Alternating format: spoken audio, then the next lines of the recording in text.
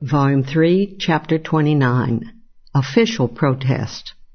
By November 1765, the stamp distributors and the stamped paper had been put out of action by the direct revolutionary mass action of the people, who increasingly formed themselves into sons of liberty in the separate colonies.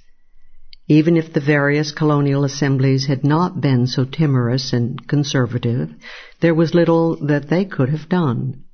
To nullify the Stamp Act, the first essential step was to put the stamp masters out of commission.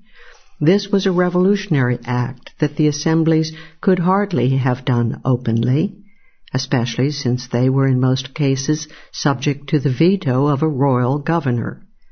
But one function the assemblies could perform: send off official protest to Britain asking for repeal of the noxious Stamp Act. Not much importance should be laid on these official resolves, which could only play a minor supplementary role in the great American struggle against the stamp tax. The exception to the minor importance of official resolutions was, of course, Patrick Henry's Virginia Resolves, which, helped by the shrewd publication of the final resolutions, ignited the spark of the whole resistance struggle. The first colony to imitate Virginia's example of official protest was, not surprisingly, Rhode Island, where the Assembly adopted the call to disobedience that everyone believed the Virginia Assembly had passed. The resolution also denied Parliament's authority to tax the colonies at all, although it modified the disobedience clause to include only an internal tax, such as the stamp tax.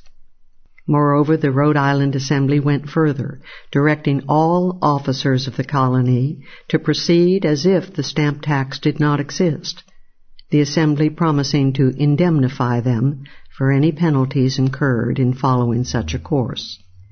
Rhode Island's courageous resolutions, passed in September, were touched off in mid-August by similar resolves of the Providence town meeting, followed by several other towns, including Newport.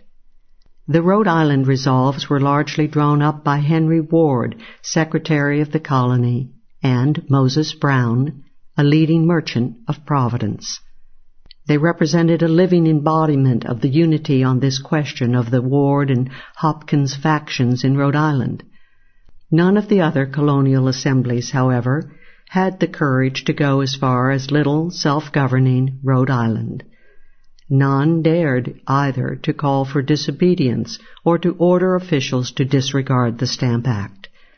Almost all the assemblies, however, issued resolves during the last third of 1765 denying the authority of Parliament to levy taxes, internal or external, upon the colonies, and most of them denied the authority of Parliament to extend the domain of the hated Admiralty courts.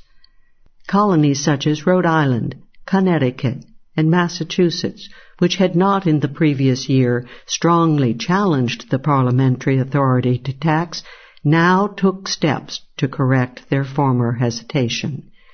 The only colonial assemblies that did not issue such resolves were Georgia, Delaware, New Hampshire, and North Carolina, and the last was not allowed to meet by edict of the royal governor.